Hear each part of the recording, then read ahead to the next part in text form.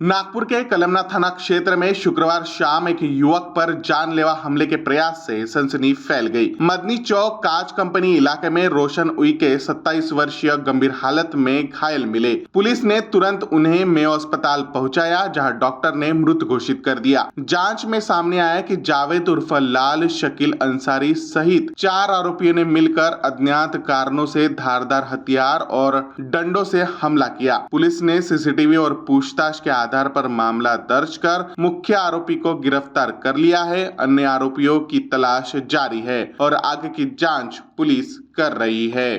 काल सायंकाळी आमचे बीट मार्शल पोस्ट हद्दीत पेट्रोलिंग करीत असताना त्यांना एक CFS प्राप्त झाला। बीट मार्शल राकेश बेटवार यांना एक त्यांचे MDT वर CFS प्राप्त झाला की काच कंपनीजवळ वांजरा येथे एक व्यक्ती पडलेला आहे आणि रक्तबंबाळ अवस्थेत आहे।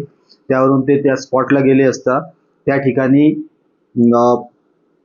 रोशन धरमसिंग उइके हा तिथे खाली पडलेला होता पालथ्या अवस्थेत आणि रक्तबंबाळ अवस्थेत होता। त्याच्यावर चाकूने वार केल्याचे दिसून येत होते। त्यावरून राकेश बेटवार यांनी आम्हाला फोनवरून माहिती दिली, तसेच आमच्या DV पथकाला माहिती दिली। आम्ही सर्वजण त्या ठिकाणी गेलो। त्या ठिकाणचे CCTV फुटेज आम्ही बघितले असता त्या CCTV फुटेजमध्ये आम्हाला त्या ठिकाणी एका ठिकाणी 4 व्यक्ती आणि हा मृतक असे 5 व्यक्ती एका ठिकाणी थांबलेले होते आणि त्या ठिकाणून जात असताना या आरोपितांनी त्याच्यावर चाकूने वार केला आणि त्याला गंभीर जखमी करून ठार केल्याचं CCTV मध्ये दिसून येत होतं।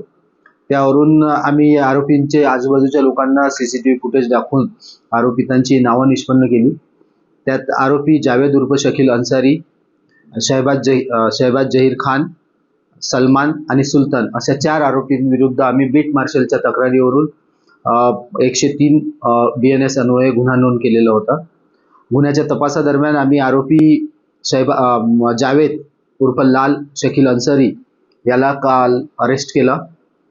त्या अरेस्ट केल्यानंतर तपासादरम्यान असे दिसून आले की जावेद अंसारी आणि शहबाज खान या दोघांनीच त्याला मारलेलं आहे यापूर्वीच्या त्यांच्यात झालेल्या भांडणावरून।